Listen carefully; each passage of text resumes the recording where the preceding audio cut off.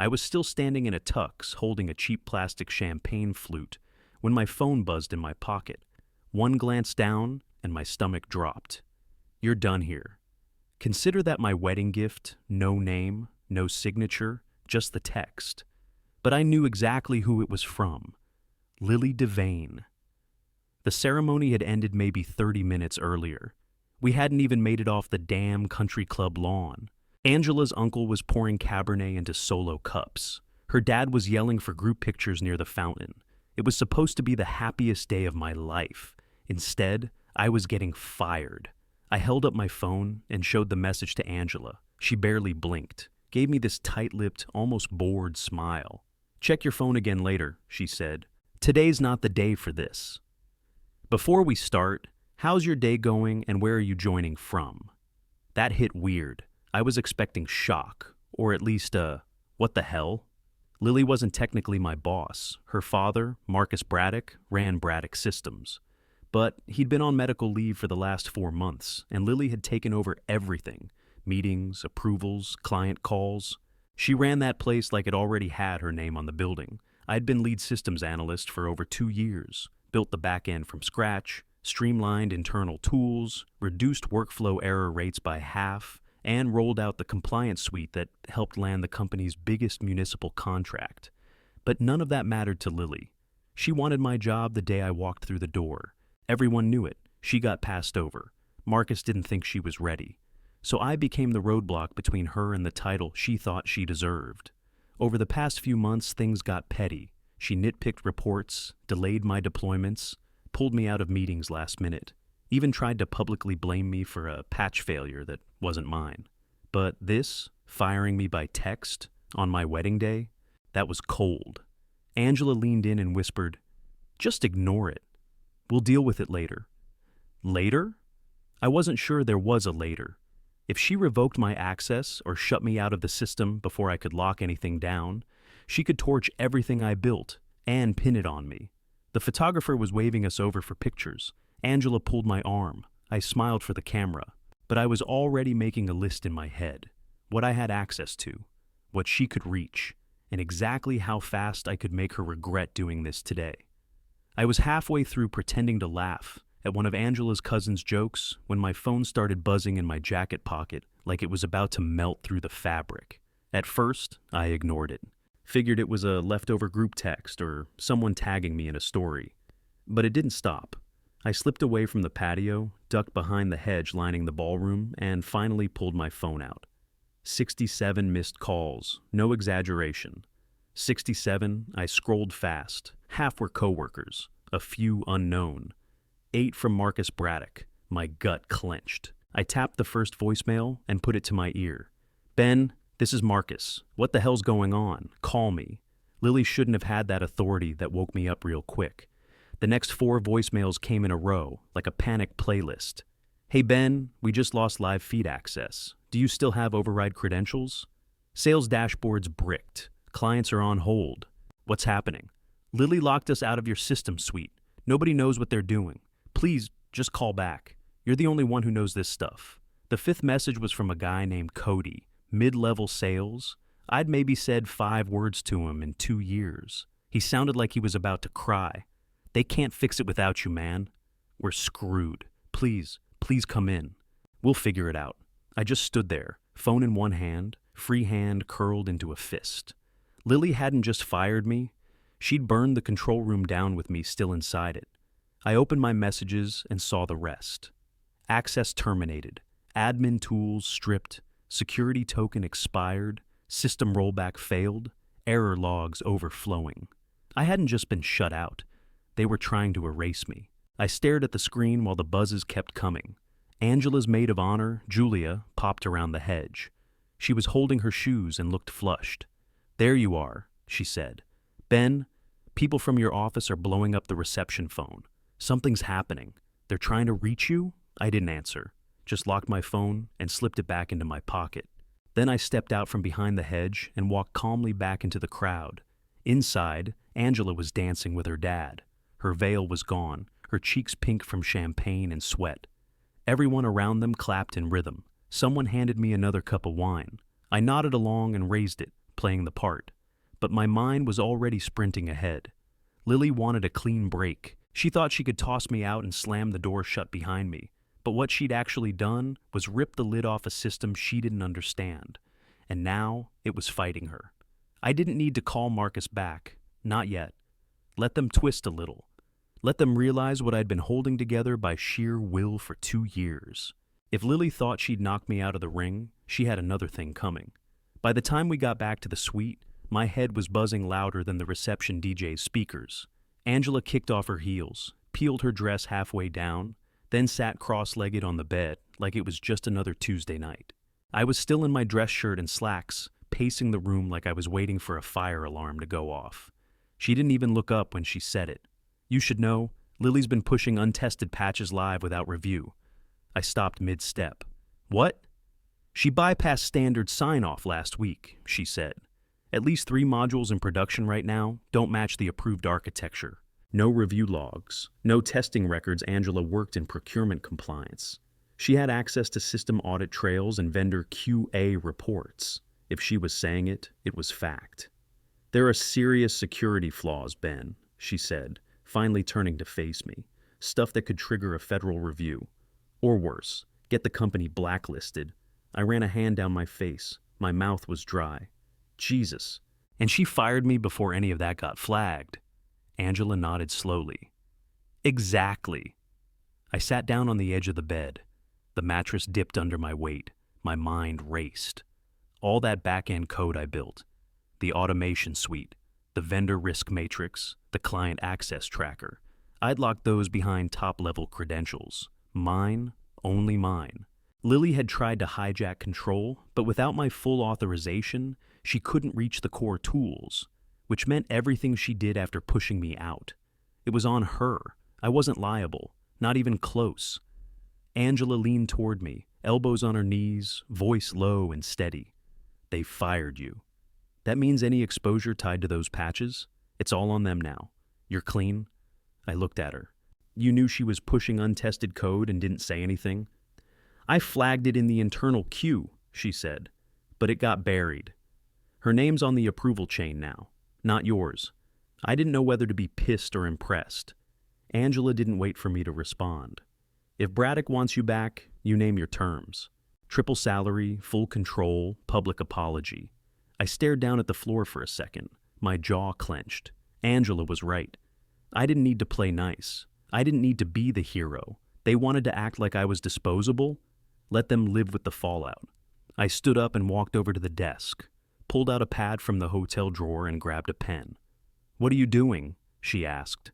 Writing down everything they're going to give me, I said. If they want my help, they're going to feel it. Angela smiled. That's my husband.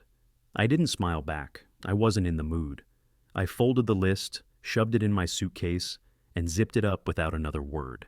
The next morning, we flew out to Colorado. Middle of nowhere, tiny cabin, no Wi-Fi, no signal. Just trees, cold air, and a fireplace that took 20 minutes to light. Angela was in heaven. I wasn't. I sat on the porch with a legal pad and a pen, replaying everything that had gone down. The firing, the voicemails, the system errors, the look on Angela's face when she said, "Let them rebuild it." For 3 days, I didn't touch my phone. Not once. I let it sit on the kitchen counter, face down, battery dead. On day 4, I finally plugged it in. 142 missed calls. 12 voicemails from Marcus, 5 from HR, 1 from a board member. 1 text just said, "You win. Call me." I listened to Marcus first. His voice was tight, frantic. "Ben, triple salary, full control. I'll fire whoever you want. Just call me. Please." The rest weren't any better. The system was spiraling. Patches were failing left and right. Client SLAS were being breached. 2 vendors had already pulled out of testing contracts. I tossed the phone on the couch and let it buzz itself into silence again. Angela walked in with coffee and dropped a manila folder in front of me. "What's this?" I asked. She took a sip. "The city's digital infrastructure team is hiring a contractor. They're looking to overhaul vendor compliance systems. You'd be perfect." I flipped it open. She was right. The RFP was a mess, clunky requirements, outdated formats, zero automation. But the opportunity was solid, city funding, no red tape once the contract was signed, high visibility. Angela raised her eyebrow. Want it? Hell yes. We drove into town and found a local electronics shop, cheapest rental laptop they had. I spent 2 days drafting a business plan, scaled down version of the ops suite I'd built, but optimized for municipal use. No fluff, just clean logic, secure access, and built-in audit trails that didn't need a whole team to manage. I called it Phase 1 Protocol. The name felt like a warning. I filed the LLC that Friday. It took maybe 6 minutes. 10 minutes later, Marcus called. No text, no email. A straight call to my personal number. I answered. Ben, whatever you're planning, let's talk. We need your system back. He sounded tired, like someone who'd finally realized he'd let the wrong person take the wheel. I leaned back in the wooden chair and looked out the window. I'm not for hire, I said. I'm for contract. Silence on the line, then a sigh. I figured, he said. I rebuilt the tools under a new framework. The originals are useless without me. You want the working system? You license it. On my conditions, what conditions? I draft the contract, my legal, my terms. You don't touch compliance. Ever again, he didn't like it. I could hear it in his breathing, but he wasn't in a position to argue. After a long pause, he said, Send me what you've got. I will. After the honeymoon, I hung up before he could say anything else. Angela walked in, saw the phone on the table, and smiled. You back in the game? No, I said. I just made a new one. I didn't wait until the honeymoon was over to get moving. The minute we got back to Texas, I hit the ground running. Within 2 weeks, I locked in my first contract with the city. It moved fast, faster than I expected. They gave me full access to their digital infrastructure specs and vendor lists. The whole thing was a disaster. Patchwork systems, half-baked audit trails, manual checklists, signed off by people who didn't even know what the word compliance meant. I deployed a stripped-down version of Phase 1 protocol by the end of week 1. Automated compliance sweeps, flagged vulnerabilities, vendor scoring systems. It took 4 days for the city's legal team to realize how bad their third-party risk exposure really was. The tool ran a diagnostic on 5 major software vendors. 3 failed, one of them, Braddock Systems. The audit logs lit up red across half a dozen modules, exactly the ones Lily had signed off on. Her code had skipped user verification protocols, overwritten encryption standards, and left 2 backdoors wide open. If I'd still been on payroll, they would have tried to pin it on me. Instead, I was the guy who caught it. Then came the fallout. 2 of Braddock's biggest clients pulled the plug, cited back-end inconsistencies and failure to meet basic compliance requirements. Marcus didn't call. Not yet. I think he knew I was watching. Then, like clockwork, a state-level investigation hit one of their main competitors, NorthX Systems. Alleged bribery tied to fast-tracked municipal contracts. It hit the headlines hard. All those slick presentations and steakhouse deals burned to ash overnight. Suddenly, Braddock was back in the running for a massive citywide infrastructure deal. The same deal I'd just laid the foundation for. That's when Marcus finally reached out. But it wasn't a call. It was a meeting request. No pressure, no sales pitch, just one line. Let's talk, equal terms. We met at a small private office near downtown, just me and him. He looked older, leaner, like the last few weeks had aged him 5 years. He didn't shake my hand, didn't make small talk. Ben, he said, I don't want you to come back. I want a partner. I didn't respond, just waited. You control project compliance, he said. We handle delivery. Separate but aligned. I let that sit for a second. No oversight from your team? I asked. None, he said. I leaned forward. Then I want full ownership of the compliance systems. Final sign-off on anything that touches the public. He nodded once. Done. And I get to select my own review team. No Braddock employees, no interference. Agreed. I tilted my head. That easy? He looked at me flatly. You built the engine, Ben. We just drove it off a cliff. I didn't ask about Lily. I didn't have to. He offered it anyway. She's suspended. Internal review showed A lot. Bad approvals, fabricated logs, QA bypasses. HR's handling it. I didn't say anything. He shifted in his chair. She's not who I thought she was. No, she's exactly who you thought she was. You just didn't care until it blew up. He took that on the chin. Didn't argue. I pulled a folder from my bag and slid it across the table. This is the contract template. I expect legal review by end of week. We don't move forward until it's signed. He opened it, flipped through the pages. You've been busy? I stood up. You have no idea. Before I left, he said one more thing. You could have wrecked us. I still could, I said. Then I walked out. 3 days after the contract was signed, we held our first joint planning meeting. Me, Marcus, and the heads of delivery, QA, and city liaison. I walked in, dropped my laptop bag next to the chair, looked up, and nearly choked. Lily was already at the table. No title tag, no laptop. Just a notepad and a cheap ballpoint pen. She didn't meet my eyes. Marcus cleared his throat. Before we start, she asked to stay. Said she wants to learn how to do things the right way. I stared at her. Gone was the silk blazer and stiletto power walk. Her hair was tied back. Plain blouse, no lip gloss. She looked tired, not defeated, just drained. Like someone who finally realized she wasn't as smart as she thought. I could have kicked her out. No one would have stopped me.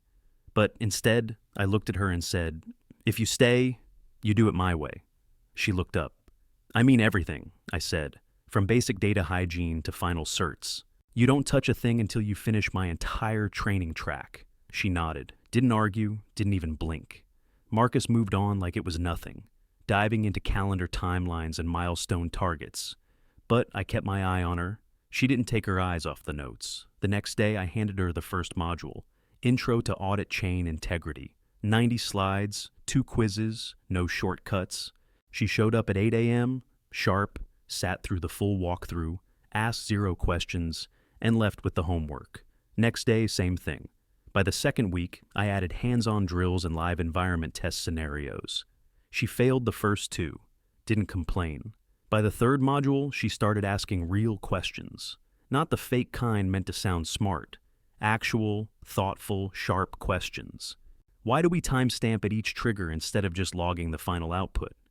What's the risk of stacking compliance flags without breakpoints? Smart stuff. Stuff I hadn't expected from her. And I could tell. It wasn't about saving face anymore. It was about understanding what she'd broken. I made her earn every inch back. By the end of month 2, she was showing up early, sitting in the front row, and correcting junior devs on policy thresholds. Angela asked me one night, do you actually want her to succeed? I took a second before answering. I want her to understand the cost of screwing it up. 3 months later, we were standing in front of a packed event hall downtown, a full public showcase. Our infrastructure model, live. Tech companies, city planners, state compliance reps, and a row of bored-looking reporters with notepads and latte cups. Big stage, big stakes. This was the final pitch that would lock in the long-term city contract, and probably open the floodgates for every other agency watching. Marcus leaned over to me before we went on. I want Lily to present the audit tool segment. I raised an eyebrow. She ready for that? She helped build it. I stared at him. Then she presents it alone. No help, no backup. If she fumbles, we kill the segment. Marcus didn't argue. When it was her turn, Lily walked up to the podium in a black blazer, hair pulled back tight, hands visibly shaking. Her eyes scanned the crowd, then settled on me. I didn't smile, just nodded once. She took a breath, hit the clicker, and pulled up the module dashboard. Hi, I'm Lily Devane. I helped design the audit layer for Phase 1 protocol. Her voice wavered. Some of you may know my name, for the wrong reasons. She let the silence hang for a second. A year ago, I made decisions that undermined compliance. I pushed live code without proper review. I skipped safeguards because I thought I knew better. I didn't. I failed. And it cost this company dearly. You could have heard a pin drop.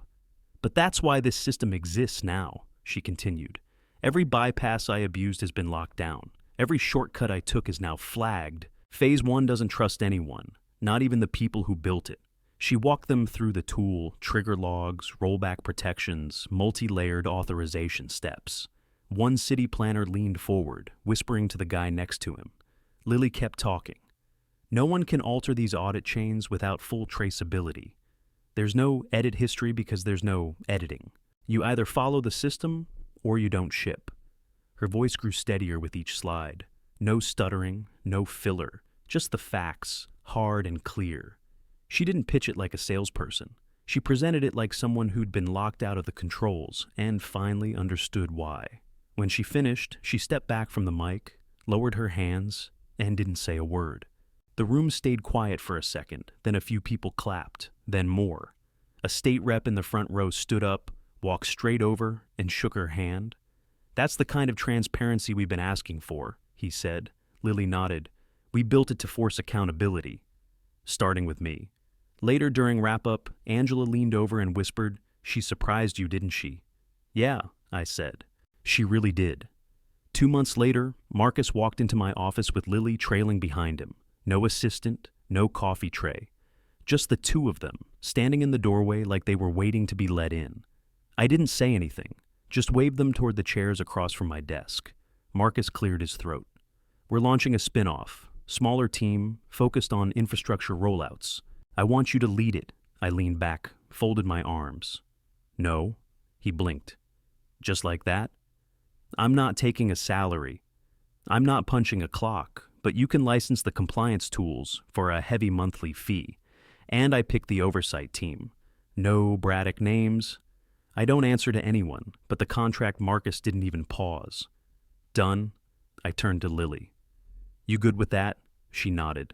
No attitude, no edge, just quiet acceptance. Before they stood to leave, she reached into her bag and pulled out a check. Didn't say anything at first, just laid it gently on my desk.